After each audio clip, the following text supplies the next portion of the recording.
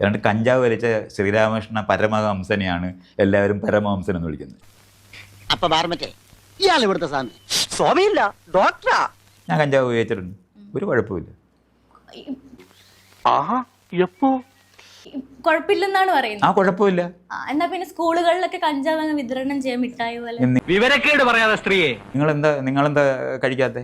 എനിക്കതിനോട് അപ്പൊ പിന്നെ നിങ്ങളത് അങ്ങനെ പറയണ്ട. സംസാരിക്കുന്നറിയോ? എടോ കളിച്ച് കളിക്കുന്നോ? ഞാൻ എപ്പോഴാണ് സ്കൂളിൽ കൊടുക്കണം പറഞ്ഞത്? അല്ല, ഓരോ ആൾക്കാർ ഇത് കാണുമ്പോ കഞ്ചാവ് വളരെ സില്ലിയാണെന്ന് കേൾക്കുമ്പോ ഉപയോഗിക്കാൻ ശരിക്കും തോന്നും സാർ. സമയം മെനക്കെടുത്താമെന്ന് കേറിക്കൊള്ളും കുറെ മാരണങ്ങൾ. അതാ ഞാൻ ശ്രീരാമകൃഷ്ണ പരമഹംസന് ഏതായി വിവരദോഷി? അങ്ങനെയാണ് ബ്രഹ്മജ്ഞാനികളൊക്കെ ആകുന്നത്. വെറുതെ സ്കൂളിൽ പോയി സമയം കളഞ്ഞു. എക്സൈസ് മന്ത്രിയെ കാണുമ്പോൾ നിങ്ങൾ എണ്ണീറ്റ് നിൽക്കത്തില്ലേ എന്ന്? ഞാൻ നിൽക്കാറില്ല. ജീവിതത്തിൽ റിസ്ക് എടുക്കുന്നവനെ എന്തെങ്കിലും നേടും, അതാണ് സ്പോർട്സ്മാൻ സ്പിരിറ്റ്. എന്താ പറയുന്നത്? നിങ്ങളൊന്ന് ഇരുന്ന് നോക്കണം. അധികം ആങ്കറൊന്നും പിന്നെ ആകത്തില്ല. തോന്നി അതങ്ങനെ വരൂ, അതങ്ങനെ സംഭവിക്കൂ. ഈ ലോകത്തിന്റെ ഒരു പോക്കേ.